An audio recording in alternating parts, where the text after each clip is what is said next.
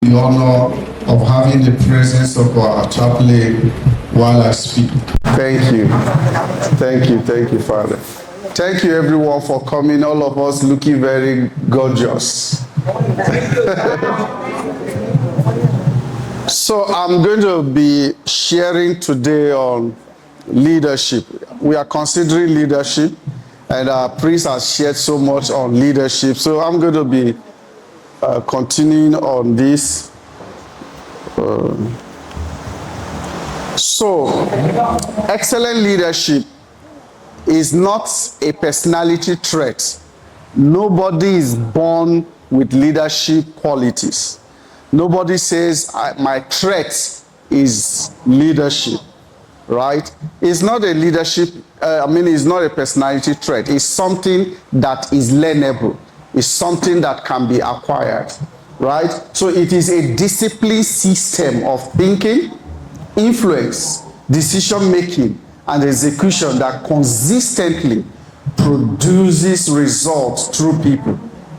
That's what excellent leadership is all about. So you do not say, well, I am not born, yeah? Okay, fine. That's fine. So you do not say, I'm not born with leadership qualities. I don't have leadership qualities. It's not a personality trait. It's something that can be acquired. And this is the method by which it can be acquired. How? Disciplined system of thinking. That if you are a leader, you must be given to thinking. You know, we talk too much, and we analyze too much, we engage too much, but we do not engage in quality thinking. If we do think at all, it is a worry-based thinking, not a solution-based thinking. A lot of us think, but it is worry-based thinking, right? So, but if you must influence your generation, you must be given to quality thinking, influence, decision-making, and execution that consistently produce results through people. So what excellent leadership really is, number one is leadership operates at the intersection of these three forces. One is vision. He talked about vision. So what is really vision? Direction.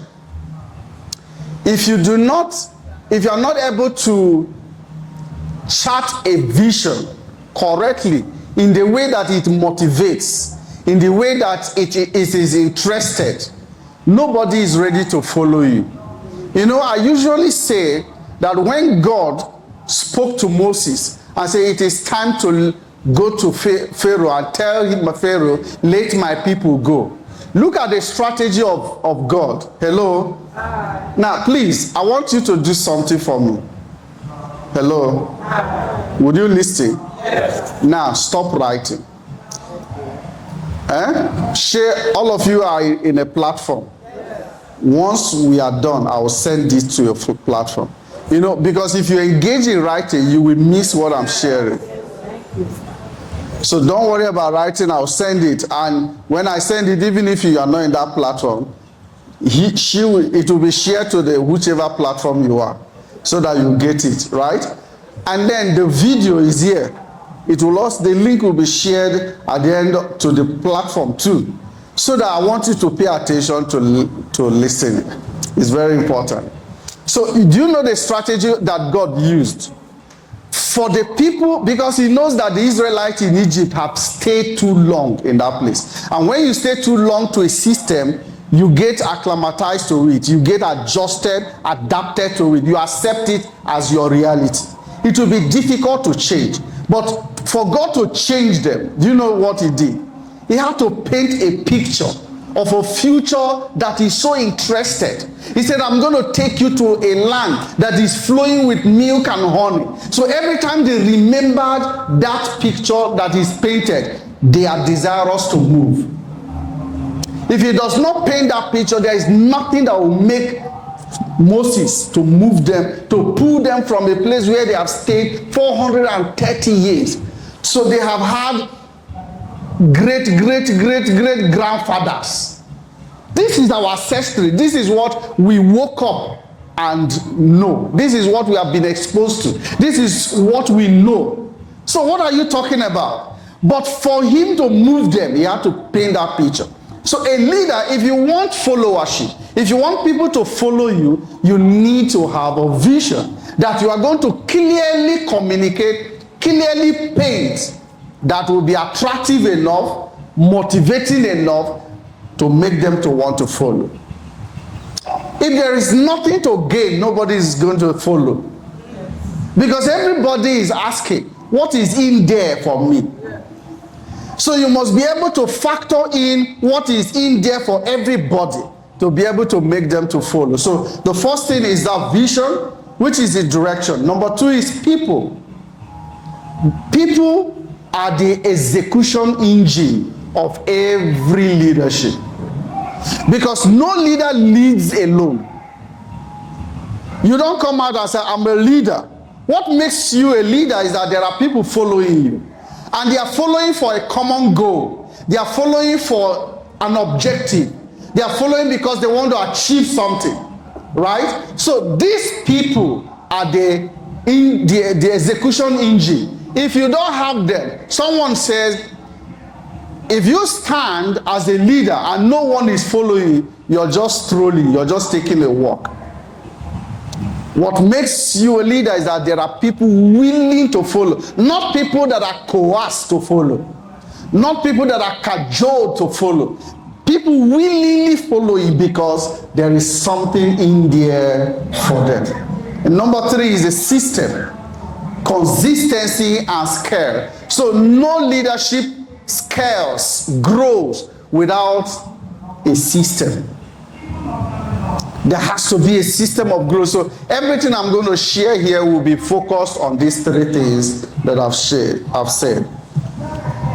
So excellent leadership is the ability to define a compelling future. I've talked about that.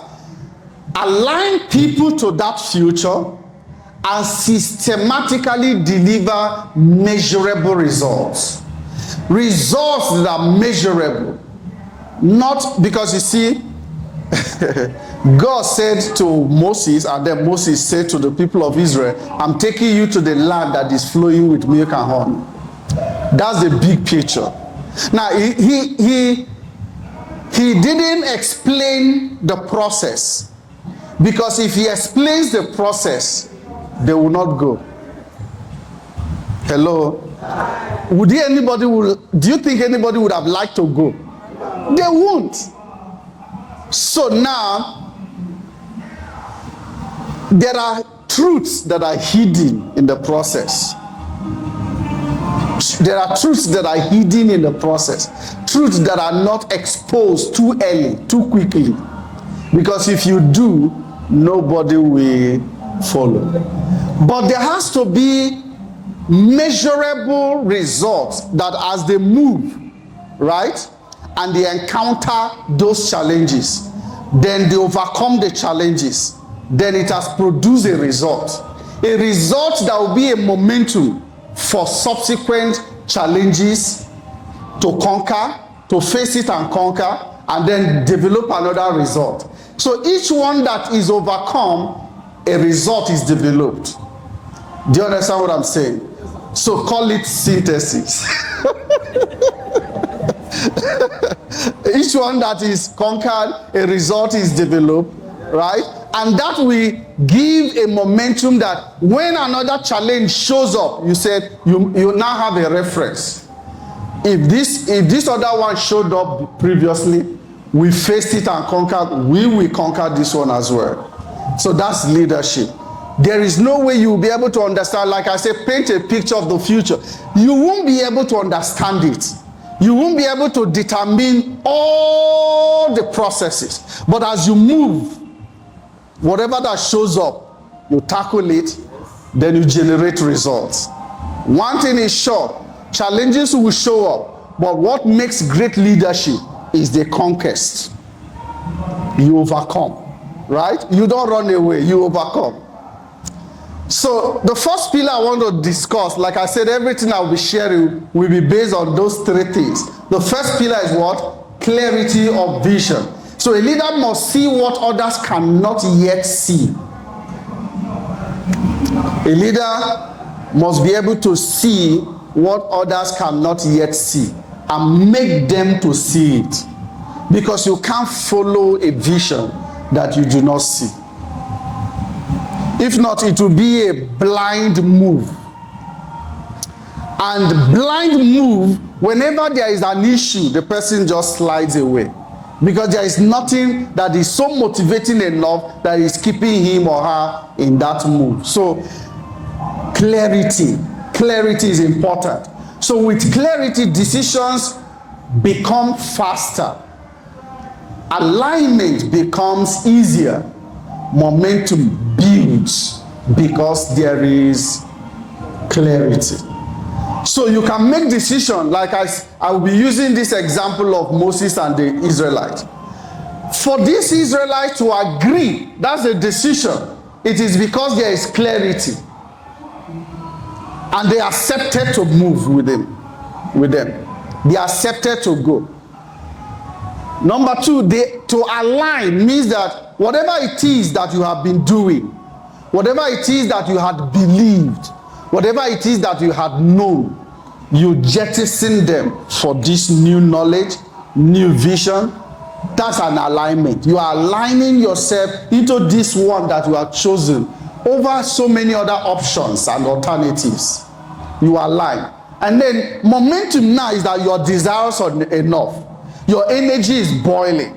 You are ready to move because there is some. You see, when David came to the battlefield between Goliath and the people of Israel, you know what the question he asked? What shall be given to the man? That's the vision. All right? The momentum to confront the Goliath has to come from what is in there for me. And it was clearly stated, if anybody that brings down this Goliath, this is what will be given to the person. Number one, he will marry the king's daughter. Number two, his family will be excused from tax in Israel. And number three, what was? What's the third thing now? No, it's not that you're going to. How can you be a king when there is a king? That's not possible. There are three things that was mentioned. And then the guy said, I'm ready to face it. Momentum built up because there is something in there now, right? Do you understand what I'm saying? So momentum comes from what is in there for me. And that momentum builds up when that thing is communicated clearly. Clarity of vision. Number two is decision making. Decision-making intelligence. Leaders are paid for decisions, not activity. So if they say you are a leader, the reason why you are made a leader is not to run around like matter. It is the quality of decisions you produce. That's the reason why you are there. You are paid as a leader. The quality of decisions. So now, the president, for instance, cannot be the one that is actually trying to arrest the police who does not know how to control his emotions and shoots anyhow. Do you understand what I'm saying? He won't be there. So, but he's going to be held accountable because of decisions that he would make or he would have made that would have curtailed that. So he is paid, he is elected, he is paid to make quality decisions that will obstruct or hinder or stop that kind of nonsense from happening. So leaders are paid for quality decisions that they make. So excellent leaders decide with incomplete information balance risk versus reward, and then own outcomes. If anything goes right or wrong, I am responsible. That's leadership. So leadership does not own it when it is right. Even when it is wrong, own it. The best quality of a leader is to say, I am wrong. It didn't turn out the way I wanted. I'm responsible. So for instance, the leader who will come out and said, for whatever that has happened, I prevent myself from setting information because of the nature of my heart. I don't know what pushed me last night to go and watch this video. I don't know. I couldn't sleep. The voice of this guy kept ringing in my mind. I could not sleep. I say, why did I watch this? I don't watch things like this. Why did I watch this? Why did I watch this thing? So, but it takes quality leadership to say, we are wrong. We are responsible for this. Because if we have robust enforcement of our laws, this nonsense wouldn't have happened.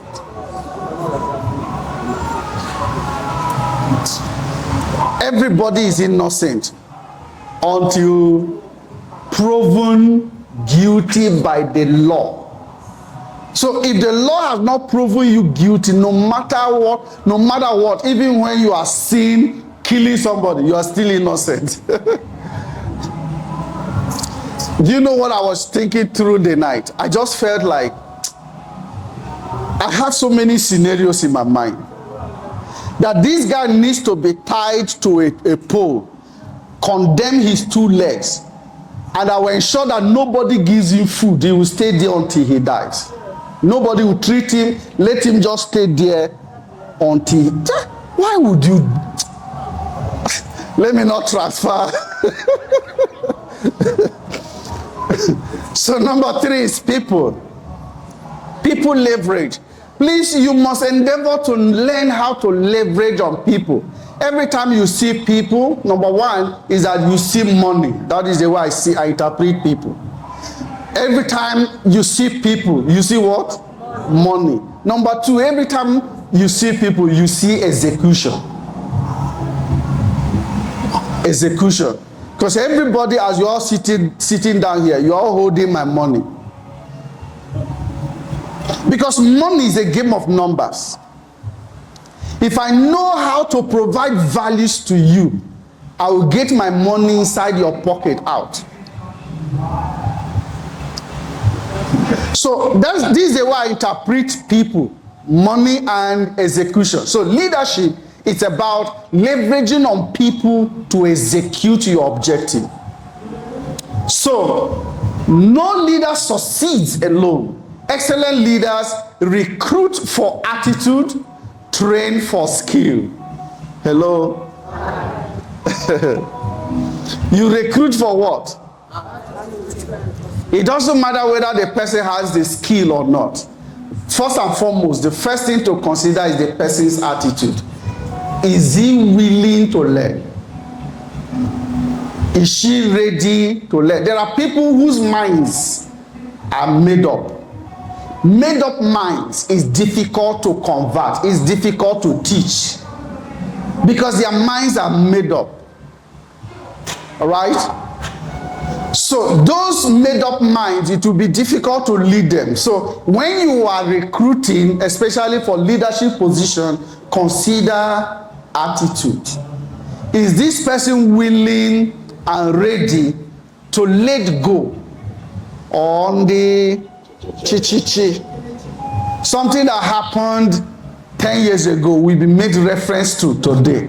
Is a problem. People who are not ready, because you see, people will cause you pain. As long as you deal with human beings will hurt you. If God will take vacation for 1 hour and ask you to take his position just 1 hour.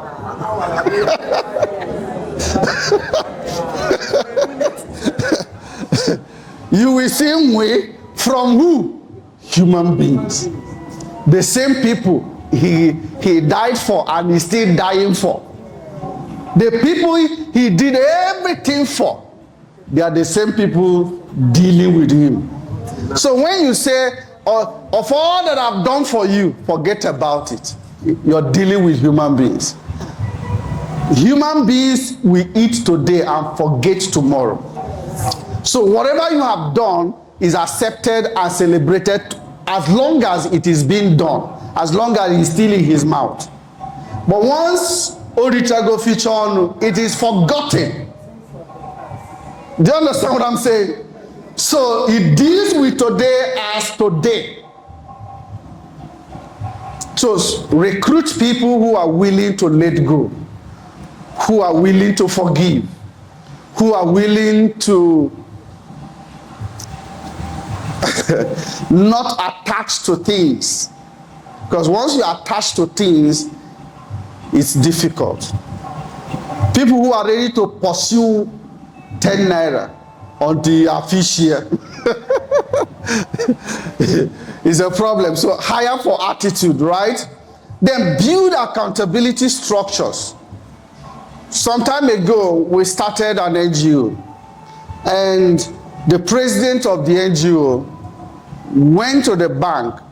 He had worked in the bank before, so he brought this signatory document for us to sign. We are 3. I was the national secretary. He was the president, and another guy, I think was the PRO or so. I've forgotten his portfolio. So we were the 3 signatories. He now brought this document, we signed, we filled and signed. He went back to the bank and submitted. We didn't follow him to the bank. But you know what he did in the bank? He did either to sign. In my mind, since we were 3, and this is an NGO, a national NGO, then it should be either 2 to sign or even the 3 to sign. He went and did either to sign. So the very first money that hit the account, in my mind, before that this money will come out, we must know. The next thing was expenditure reports. He had used the money. I called this other man. I said, let's go to his house. Came to his house. We want to know how managed. Ojiri Mbabaka Shaya. Don't you trust me? I said, I trust you. But we need to create a structure that will help that trust. We need to create a structure that will help you as a trusted man. You are in fact, you and Jesus, you sleep on the same bed every day. But let us create a structure that will help you. Because see, every human being is susceptible to temptation. Every human being. It is only when the structure has not permitted us that we will all be angels. But if the structure does not, restrain you or restrict you, you will see who you are. In fact, you will shock yourself. Do you understand what I'm saying? You will do something that will even shock yourself that you did it. So you have to create a structure of accountability that will assist everyone. Not to bring out that person that is on the inside. We don't want to see that one. We want to see these beautiful faces. Right? So develop leaders, not followers. So as you recruit and as you engage, remember we are real estate and talking about realtors and all. As you recruit these realtors, do not just have followers. Do not be sitting down and be waiting for when somebody makes a sale and then you start calling for incentive. Build them as leaders.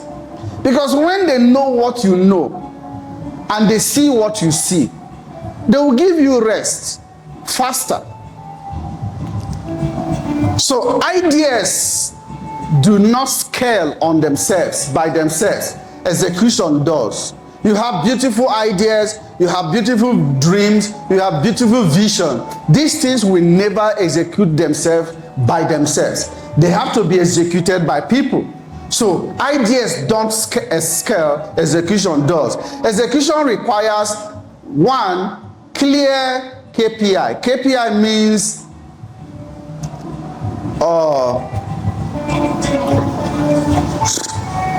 my mind don't go blank.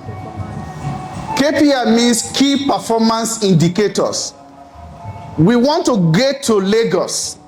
What should we do to get to Lagos?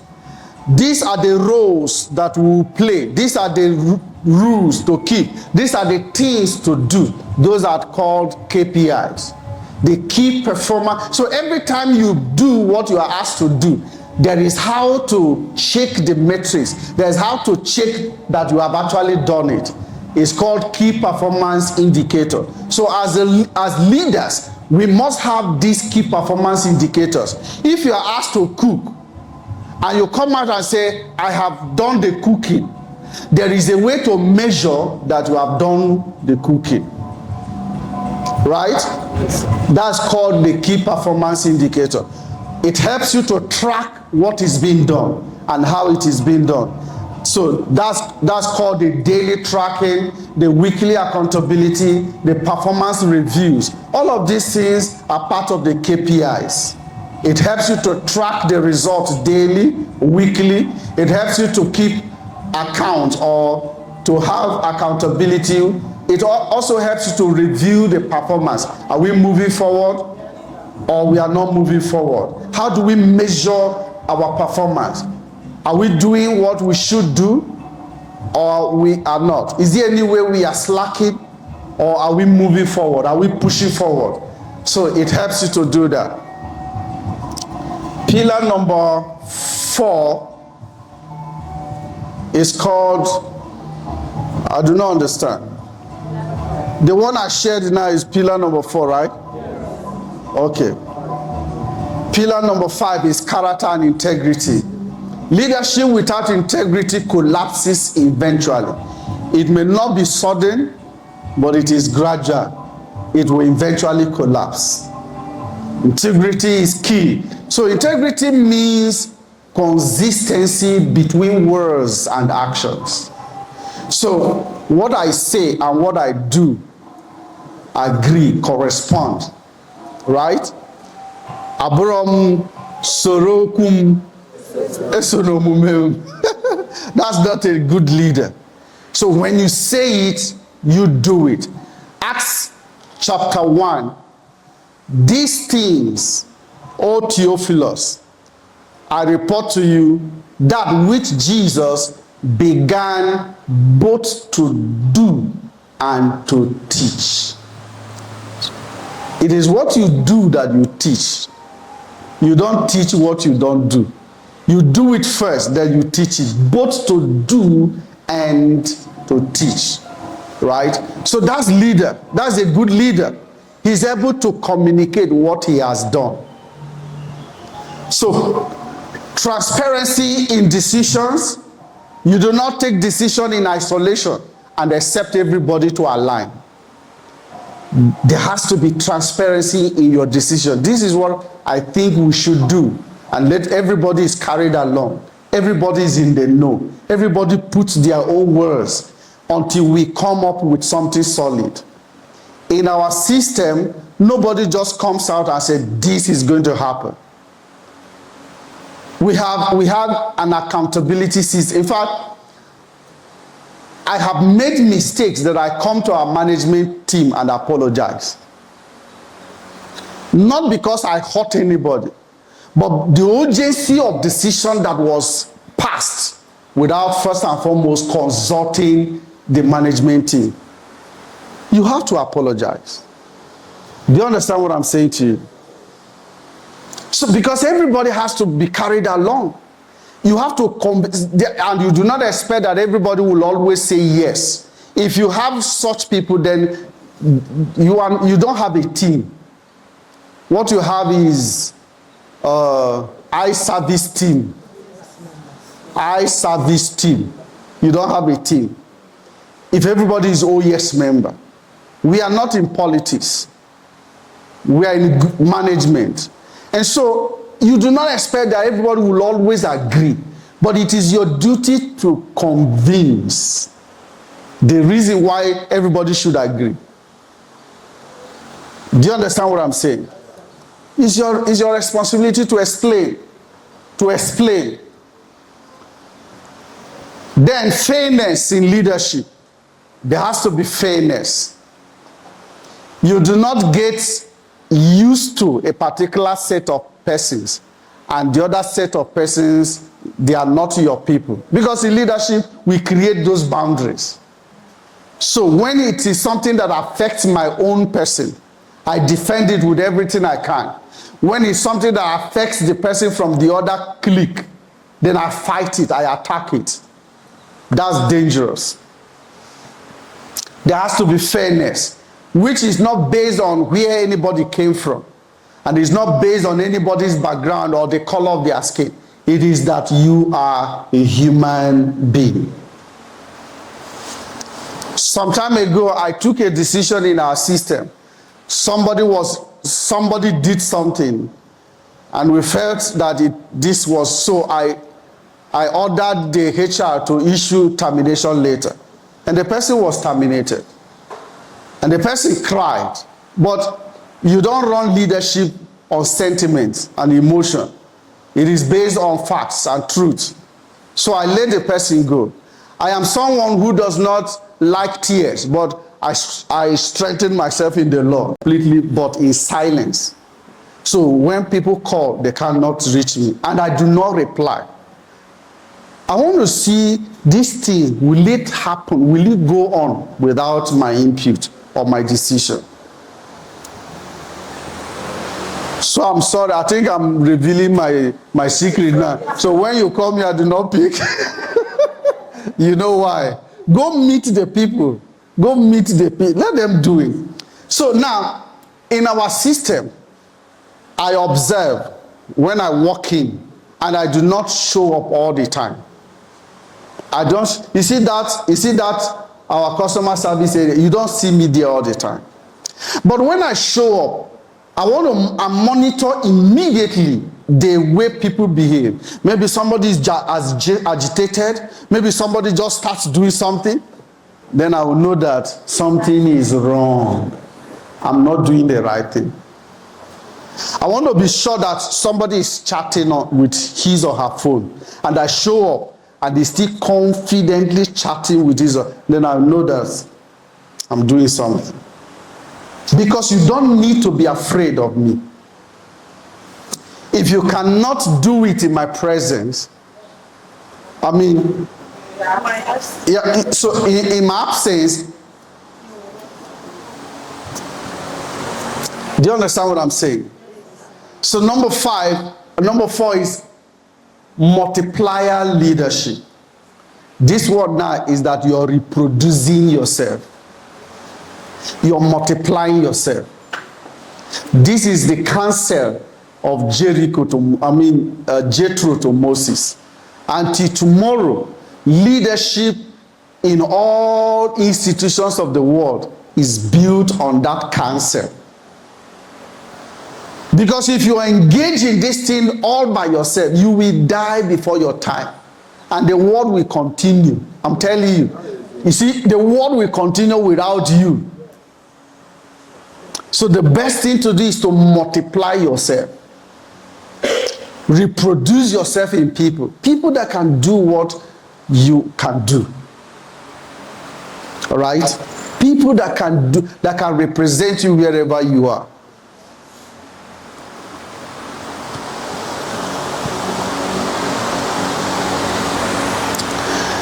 Multiply yourself. Number 5 is legacy leadership. So at this point, you are no longer running, although some people say, Anama basic am that ego. So you are building something that will last. Something that can outlive you. Something that you will be remembered for. This is leadership. So you don't live for today, you live for what? For tomorrow. in whatever it is that you are doing, and in whichever capacity, do not live for today. Because today has expired. Live for tomorrow. Tomorrow extends your name. Tomorrow extends your legacy. Live for tomorrow. So, critical leadership skills.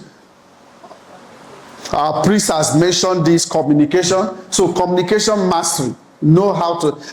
Communication mastery is not about what you say, it is how you say it. You know, I always tell people that I have observed one thing that is stronger than the truth. Do you want to know? One thing that is stronger than the truth. It is called the appearance of truth. You know, when Jesus, truth personified, stood before Pontius Pilate, Pilate asked, "What is the truth?" Because the truth was so disguised in a way that he could not notice that this is the truth. The appearance of that truth disguised the truth. The truth you communicate, how it appears, how you communicate it, is more important than the truth that you're trying to communicate. Do you understand what I'm saying? Because the appearance of the truth can either shroud the truth, blanket the truth, or expose the truth. So how you say it is important. It is the how to that ignites fights or quenches. So the Bible says, how forceful are the right words? How forceful are the right words? When the words are communicated rightly, it is very forceful. The same word can scatter if it is communicated wrongly. So communication mastery is learning how to talk. Learning how to talk. You speak with grace. The Bible says speak in a way that ministers grace to the hearers. It's very important. Number 2 is emotional intelligence. How you manage your feelings. It's not every time you act on your feelings. If you continue to act on your feelings, you will burn down your house. You will scatter things. So you have to put your feelings in check. The other day, those that came to the head office when we are doing leadership, they said, I'll just answer something briefly. I talked about Joseph. You remember Joseph? When his brothers came to Egypt, he is the prime minister. They didn't recognize that this was our brother. And he was asking them, how about your brother? They said, one of them was killed by an animal, blah, blah, blah. The Bible says, he left them, went inside and wept. Cleaned his eyes, went and washed his face, came out smiling to them and kept on talking to them. This is leadership, my friends. Your feelings, go and cry it out. Find expression. Let it find expression in the secret, not in the open. Because if it finds expression in the open, you will spoil things. If you say the way you're feeling, the way that you will spoil things. So, silence wins most of things.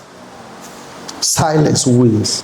That time that you are boiling, you know that if you say, including your family, in your business, everywhere, I'm telling you the truth, destroy things.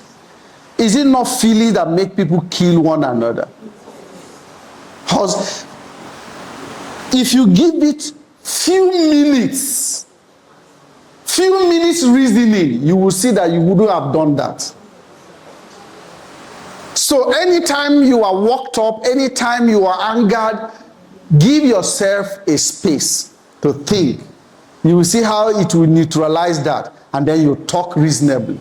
There will be no issue. So that's what is called emotional intelligence. Emotional intelligence. Don't say it the way as it is hot.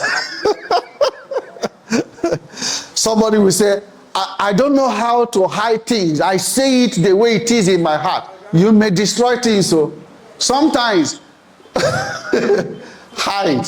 Sometimes bend your tongue and say it somehow. Right? It's not that you don't know what to say, but you're just mindful of the other person's heart. You don't want to shatter it. You don't want to break it. Next is strategic thinking. We've talked about that. Performance management. Ability to manage the result is another thing.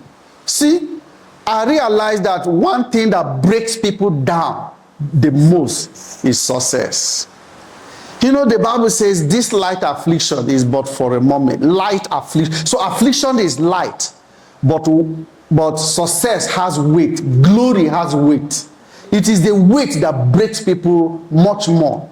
You know, it's easy to manage poverty than it is to manage success. What destroys people is success, not poverty. So somebody can live in a slum for as many years, but let money come.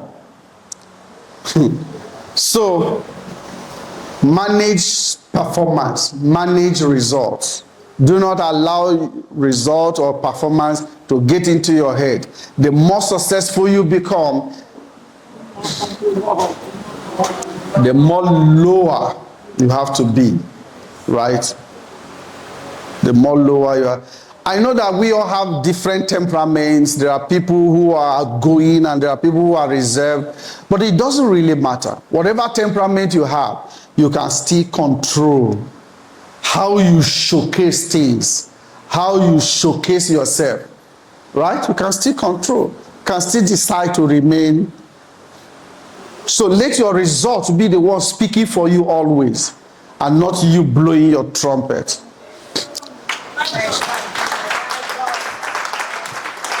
Looks like I hit somebody. I don't know. I don't know. Common leadership failures, lack of clear direction. Of course, this is opposite. So if there is no clear direction, people won't go anywhere. Tolerating mediocrity. I need to talk about this. Excellence is the watchword. Anything short of it, say no to it. You see, if anybody comes in here with a person, anybody that comes in here will appreciate it. I came in here and said, is it wedding that is about happening here? So excellence must be appreciated and it must be looked for always. Do not tolerate mediocrity. This is not our standard. This is not our culture. You must keep dealing with it. Now, it's not to destroy the person. It's not to, cut off the person. But keep saying, this is not our culture. This is not our standard. Until the person aligns and adjusts. Do you understand what I'm saying? Because all of this thing, it has to do with people. Every leadership structure and system is about people. And the people you are using to execute these things, some of them have not come, they are not seeing what you're seeing. You're communicating it, but they are not seeing it. You need to be patient, but you have to keep insisting. You have to be firm to say, this and this is not our culture. Because culture is what you permit. That's what culture is. You permit it today, you permit tomorrow, it becomes the culture. But if you keep frowning at it and say, this is not it, this is somebody who will keep on adjusting until you get the right thing. So do not tolerate mediocrity. No, 3 is emotional decision making. Like I've said before, your body dey hot and you make decision. You will make a wrong decision. Every time you're angry or you're under any form of pressure and you make decision, it will be a wrong decision. Esau sold his birthright under emotional decision. Hungry. Have you ever seen somebody that hunger killed? Just a little patient more. You will overcome this phase. But no, if you make decision based on the immediate challenge, you will always make a wrong decision. Right? It is making permanent decision over a temporary situation. So, no accountability systems. If nobody is held accountable, everything will scatter. And when you are held accountable, do not see that is wickedness. Do not see that is being somebody is being bossy or watching over you. No, no, no. It is what the system demands. So you know what I like to do? Create a system of accountability that holds everybody accountable so that you do not say, I am the one. That is a system. So like in our system, if you come late, there's an amount to pay. It's the system. It's not me or anybody here. Do you understand what I'm saying? Create a system of accountability. Leadership in business context. Sales performance is important. The reason why we are here is because of what? To make sales is important. So we have to use that as a matrix and encourage those who are not yet making these sales so that they make sales. The more you train them and they make the sales, you know, you'll be smiling to the bank as well. Number 2 is marketing alignment. So you are doing your engagement all the time, doing your marketing engagement, but it's not just about the activity for the activity's sake. It's about the result, tracking the result. So what we do today, we have to check, did it produce the result we required? If not, what do we need to add or remove in order to get the results that we are looking for? Then operational efficiency. I do not know how your leadership runs or your chapters or zones run, but there has to be efficiency in our operation. So when somebody comes in to make inquiries, how fast does the person get? Now, there's something I introduced to our system recently, and some of you will bear this witness. And I even want a feedback where there is a failure. I introduced that everybody that comes into the office every single day, we make at least 20 calls or at most 50 calls. And these calls, we shared it into 3 groups. There are groups whose calls is to our realtors. Check up on our realtors, know how they are doing, how they are faring, are they selling, why are they not selling, why are they not, how, so I don't know if some of you have gotten those calls. Yes, we instituted it. If you have not gotten it, you will get it. So now, we have a list, all those lists that you say, we have 20,000 realtors, but you can't account for them. We want to ensure that we account for them. So every discussion is written down. Any discrepancy, I say, bring it to me. I will call these people for a meeting. What is the problem? Where have we failed you? Where have we not served you well? I want to be the one to initiate the meeting with these people. So the ones that are going on well, you manage it. The one that is not going on well, I want to be involved. Then there is another group whose own cause is to the customer. And there is another group whose own cause is to the leads, people who have not bought from us, right? But they have showed any form of interest, either by text message or WhatsApp chat or Facebook chat, whatever means they have communicated once, follow them up until they buy. So now in your system, you can establish this structure. Do you understand what I'm saying? Everybody that has made contact with us, we follow up on, even if it takes us 6 months or 1 year to close it, we will keep on following up. Do you understand? Then to the realtors, do not, somebody just registers. It will amaze you that as we started making this calls, some people say we have never heard anything called Crystal Garden Estate. But we have their records as realtor. Because of somebody will carry form, go and fill up names and come and dump on us. And then we enter them into a system, be claiming we have 100,000 realtors. We don't know, we don't have them. Now we are beginning to know, oh, we don't have these people. Is there? So when somebody says this thing, it's good, accept it. But next time you're going to call again. Can we get, this is who we are. This is who we are. This is what we do. How can we get you involved? We can assist you. Do you understand what I'm saying? So that nobody makes contact with us and goes just like that. No, no, no. It will not happen again. So in your system, you can do this, right? For the customer, don't leave them for the head office. Your customers, reach out to them once in a while. Have they been served well? Is there any better way they expect they should be served? Note it down and then pass it to us. The reason why we open our doors every day is to solve these problems. Do you understand what I'm saying? Then customer trust, which is the reason for all of this thing I'm explaining. If you do not have the customer trust, you are not in business. So everything we do, and we will keep on evolving because we don't know it. I've always told our people that this part, we have not been here before. Make mistake, it is accepted. But we have to make that mistake and then try to get it right. If we have been here before, we would know how we did it before and do it now and get it right. But the reason why there's ups and downs, twists and turns is because we have not been here before. So permit the mistake, but we'll get it right, right? So performance review meeting, leadership execution system means performance review meeting. How often do you have it? At the head office, we have management meeting every Tuesday morning. I don't know how you do your own. So that you review your performance. Then identity, top performers, and weak links.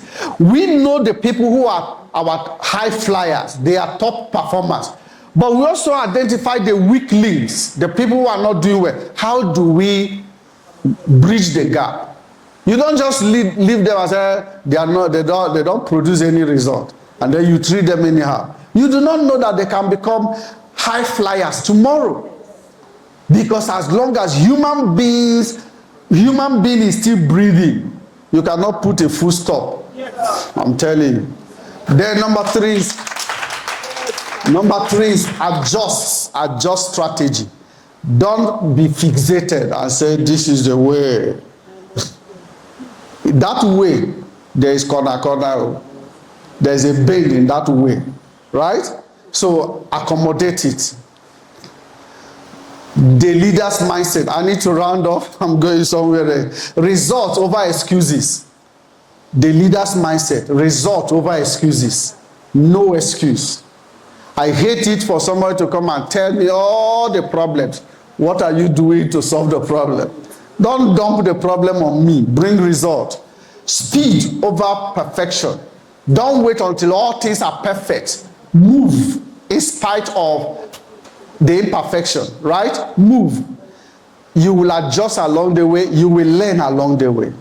If you are waiting for all things to be right, you will never move. Systems over effort. Do not rely on your effort alone. Rely on system. That's why we encourage this affiliate system. So that even if at any point you are not selling, the systems you have built will continue to put money in your pocket. Pay attention to it. It's very important. Then people development over control. That's not it. To build the people that build you. The people you build will build you. Hope you know. Leadership formula. Clarity plus capacity plus consistency. This is what we are talking about, excellence. So, once there is clarity and there is capacity to deliver at that clarity, and you are consistent in the delivery, you will have excellence. You will have excellence. So, thank you so much.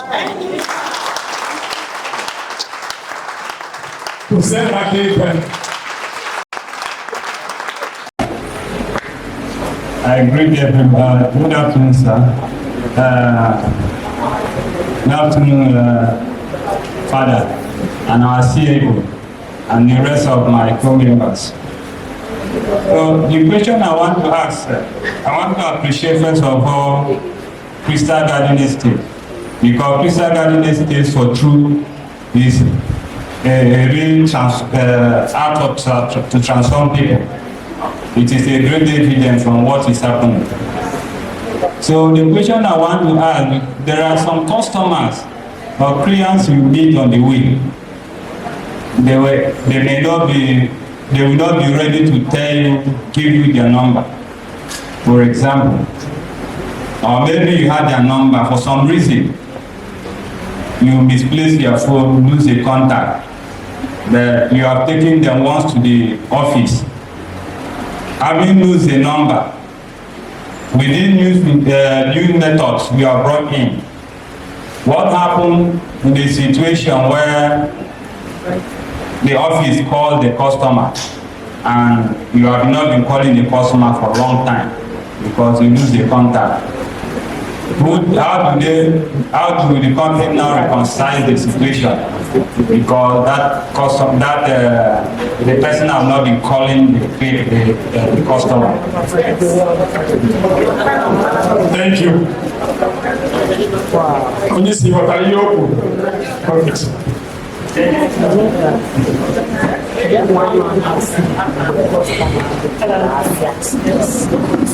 If you have a customer who has bought before and you lost the person's contact, I would advise you come to the office and get the contact, because we have records of all, we have data, and data is currency. Any company that is running without data cannot succeed. So this is why we keep data. Now, some of you are not comfortable with us keeping this data, but we cannot run successfully without data. For instance, if we left customers to realtors, imagine this question he asked. The customer is lost forever. But the system must keep the records. So if you come back to that system and say, I misplaced this person's contract, I want to get it, they will help you access it because we'll have the data. That's one. Number two, if you do not call and the company calls, every time in our system, we are warning, we are coaching, we are teaching and training that nobody should convert, because this is another thing, that these calls now, they will convert my client. Nobody's converting anybody, because when the sale happens again, even without your knowledge, it has happened. It is from the office they call the realtor and say your client has made a purchase. The person is not aware. We have made those calls from office. Yes. Yeah, we have made the calls. You are not aware. A deal is closed and you are contacted and say your customer has made payment. Yeah? And the reason is, the effect is this cost that we are making, this follow-up we are making. Now, if you have lost a person's contact and in whatever way, company follows up and the person buys again, you're still going to be contacted, you're still going to be paid. I'm telling you. However, it is good you report that I've lost my clients, as long as the person has bought. In fact, even if the person has not bought, but he has done site inspection, the record is in our office. Yes. You can trace it. If you now come and they say we can't see it, you now let me know. Because it will now mean that what we are trying to build, we have not perfected it. Do you understand what I'm saying?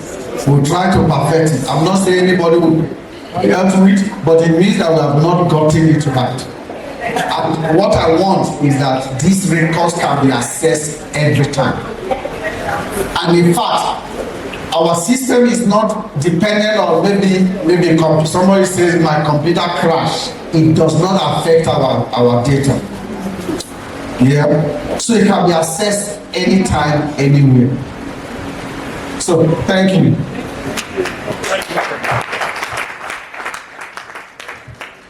Okay, second person. Christian plus. Low cost, bigger value. So my question here is, maybe as a leader now that want to perform beyond expectation, and you have a team as a leader now, and you develop a strategy because in your location the way of activities here differs from other location, then you now develop a strategy or think out a strategy that will be implemented. But the people that made up your team are giving excuses. What are you going to do?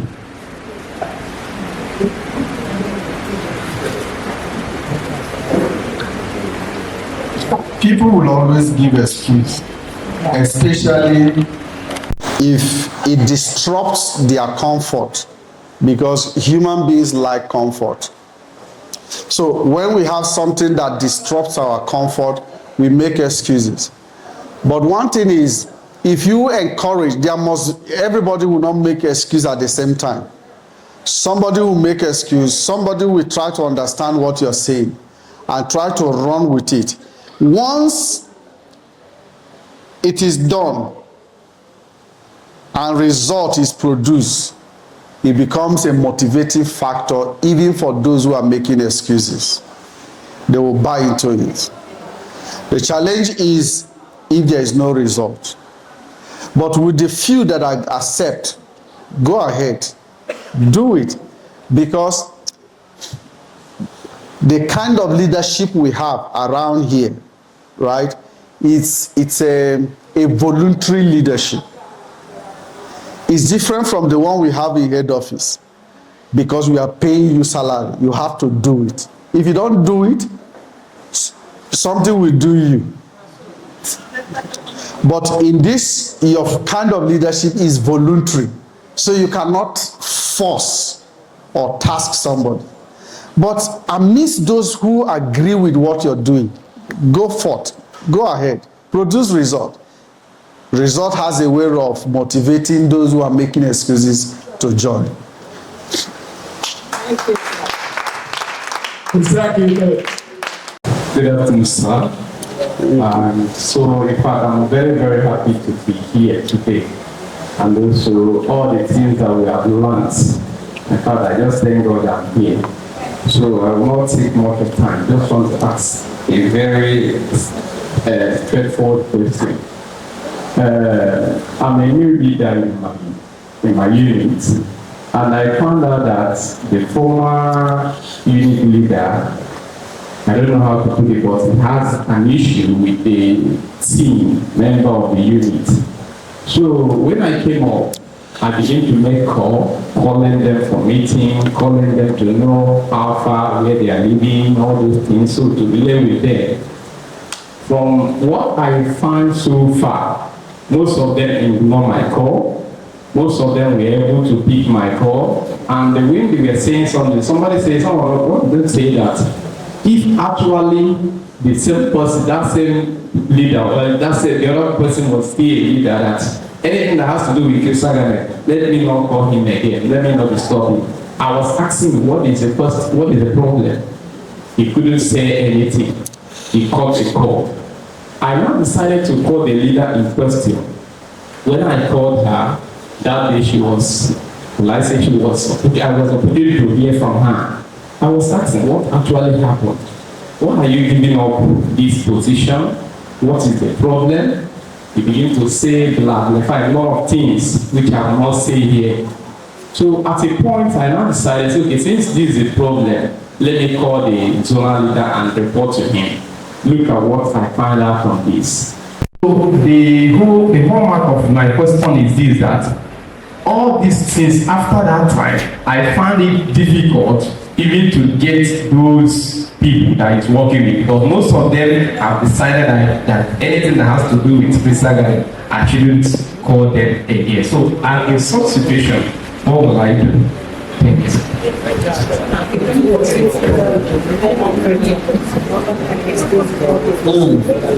This one are hard work.